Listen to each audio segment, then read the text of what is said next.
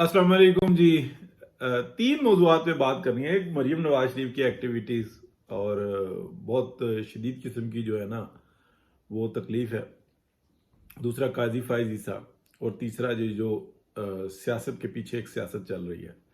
तो सबसे पहले मरीम नवाज शरीफ के ऊपर बात करते हैं। देखें वो जो चंद एक फैसले होते हैं दिन के अंदर वो कर लिए जाते हैं और बाकी जो ना फाइलें वो पकड़ी जाती हैं वो इसलिए होती हैं कि उसको एनओसी देना है, उसको ये करना है, उसको ये करना है। उसमें ज़्यादातर जो इस टाइप के जो डिसीजंस होते हैं ना, यानी कि आप हिटलर की बात को आप याद रखें कि एक उनके जो दोस्त थे उनसे मिलने के लिए जब आए तो अब उनके नेगेटिव और पॉजिटिव को छोड़ दें।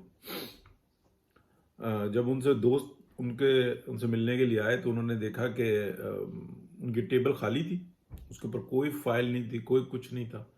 और वो उस दौरान में आए, बैठे, गपशप लगा रहे थे। उस दौरान में ही एक उनका आप कह लें कि जो ऑफिसर है वो आया, उसने बात की और इन्होंने उससे फाइल ली और उसके ऊपर सिग्नेचर्स किए और कहा कि जा सकते हैं। वो फाइल लेकर चला गया वही बंदा। तो उसने कहा ये क्या है, इस सीट के ऊपर तो मतलब टेबल पे कोई जगह नहीं होती कोई चीज रखने के लिए, इतना रश होता है। वो कहता है नहीं, मैंने ब्यूरोक्रेसी को जो उनसे ना फतह कर लिया है, तो ये काम अपने खुद करेंगे और जवाबदेही भी खुद होंगे, और अगर वो कुछ गड़बड़ करेंगे तो मैं उनसे पूछूंगा। अब जैसे कि ये एक फाइल आई है तो मुझे सोचने की क्या जरूरत है, मैंने जिस जिस मुतल्लका थी मैंने वहां पे फॉरवर्ड कर दी है, वो जाने, उसका काम जाने, अप्रूवल भी उसने देनी है, हिसाब किताब भी उसने रखना है, मैंने सिर्फ चेक रखना है, मैंने तो अगले मामलात को तय करना है। तो लिहाजा मैंने ब्यूरोक्रेसी को फतह कर लिया। ये एक बड़ा जो उनसा ना कोड किया जाता है हिटलर से मुतालिक। मरीम नवाज शरीफ के साथ भी ऐसा ही हुआ है कि उन्होंने मियां नवाज शरीफ से पूछा, बात की और चाचू से भी जो उनसे ना गाइडेंस ली, यानी कि वो देख कर ली। लेकिन मियां नवाज शरीफ ने तो सिखाया, बताया कि अगर आप ब्यूरोक्रेसी की बात को सुनेंगे सिर्फ, तो वो आपको इतना घुमा देंगे कि आप अपनी जगह पे आ ही नहीं सकेंगे। तो इस वक्त में सिर्फ और सिर्फ एक स्कैंडल आया और वो आया गंदम का स्कैंडल। यानी कि ये वो दिहाड़ी चल रही थी जो हमारे पाकिस्तान के अंदर जो ताकतवर लोग होते हैं, यानी कि हमारे ब्यूरोक्रेसी भी जो उनसे ना उसकी कमर तोड़ दी गई है।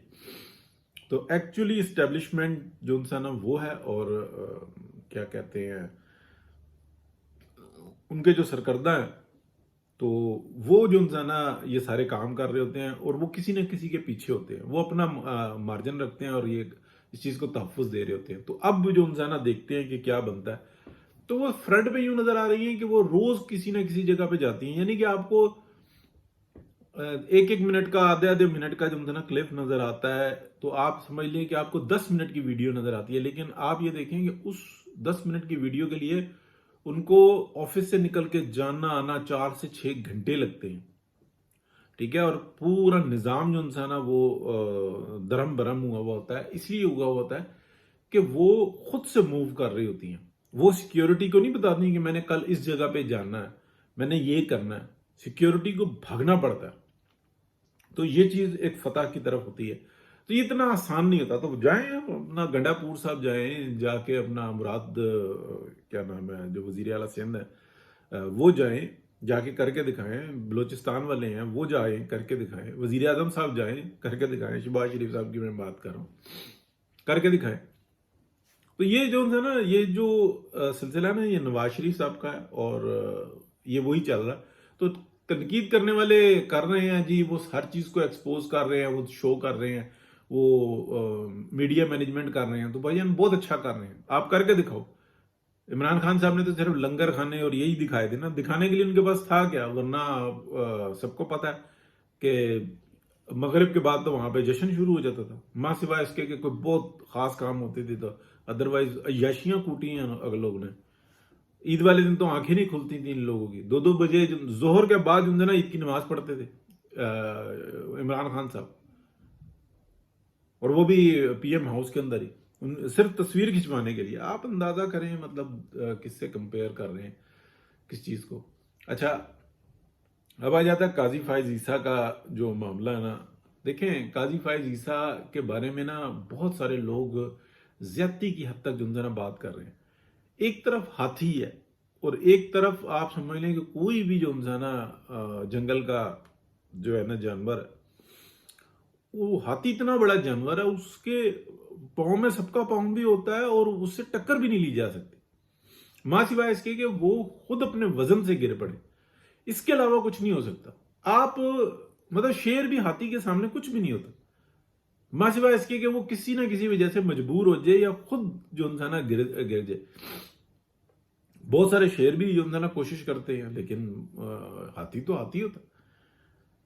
ہاں اس کی نظر کمزور ہوتی ہے, یہ ایک مسئلہ ہوتا ہے, اور یہاں پر بھی ایسا ہی مسئلہ ہے. یہ بات آپ سمجھیں کہ الیکشن جو ہے نا 8 فروری کا, میں کھل ڈل کے بات کرتا ہوں, اس کے اندر جو کچھ ہوا اسٹیبلشمنٹ نے, جیسے کل عمران خان کو ہیرو بنایا ہوا تھا, آج بھی اسٹیبلشمنٹ نے عمران خان کو ہیرو بنایا ہوا ہے. اور میرے ولاگز تمام دیکھ لیں, میں نے ہمیشہ یہ بات کی ہے کہ وہ کوئی پیج نہیں پھٹا. صرف یہ ہے کہ کردار ان کے جو نا جو لوگوں کے سامنے معاملہ کرنا ہے وہ کسی اور طرح سے کرنا.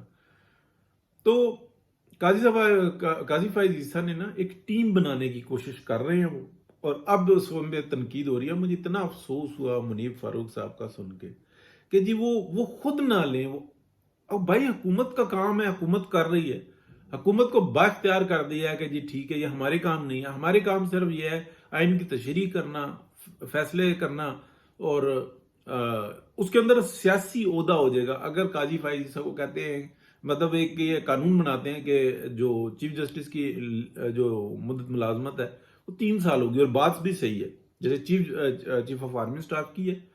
لیکن چیف آف آرمی سٹاف کے اندر ایک نقص ہے کہ وائس جو ہے نا وہ فوراً آ جانا چاہیے, تاکہ اگلے کو پتا ہو کہ میں نے 3 سال کے بعد آنا ہے. تو چیف کو پتا ہونا چاہیے کہ میں نہیں ہوں اگلا, یہ اگلا.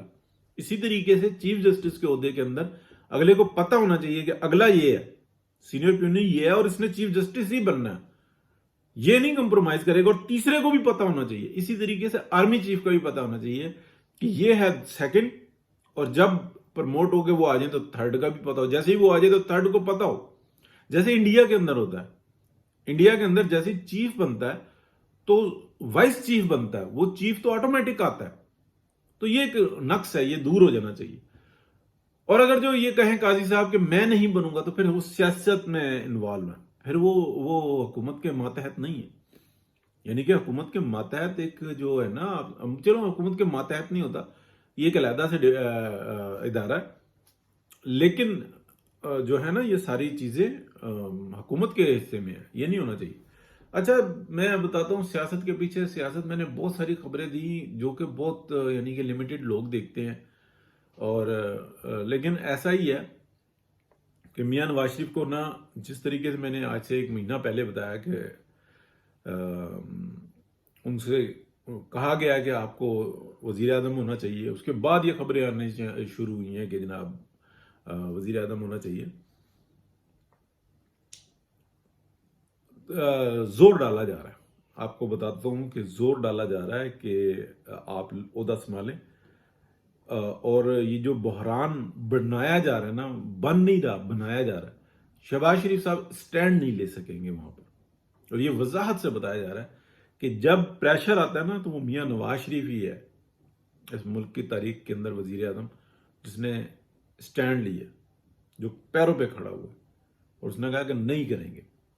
یہ پاکستان کے مفادات ہیں, کیونکہ یہ جو افسران ہوتے ہیں نا, کسی کو اچھا لگے یا برا لگے, نہ انہوں نے جواب دینا ہوتا ہے اور نہ وہ سمجھتے ہیں. وہ سمجھتے ہیں کہ آل ان آل ہم ہیں, عقل کل ہم ہیں, اور ہمارے بچے ہیں اور ان کا مستقبل ہے, اور ہم نے بس اتنی لمٹ میں یہ سب کچھ کرنا ہے اور اس کے بعد ہم نے باہر ہو جانا ہے. باقی یہ تو ایک کتابی سا ملک ہے, یہاں پہ ہم نے رول کرنا ہوتا ہے. یہاں پہ لوگ جئیں یا مریں, اور دیکھ لیں درجنوں نہیں سینکڑوں کے حساب سے لوٹا پھوٹا اور گئے, اور پچھلے والے ان کو تحفظ دیتے ہیں. تو یہ چیز ہے, اللہ خیر کرے گا جی, انشاءاللہ بہتری کا معاملہ ہو. اللہ حافظ.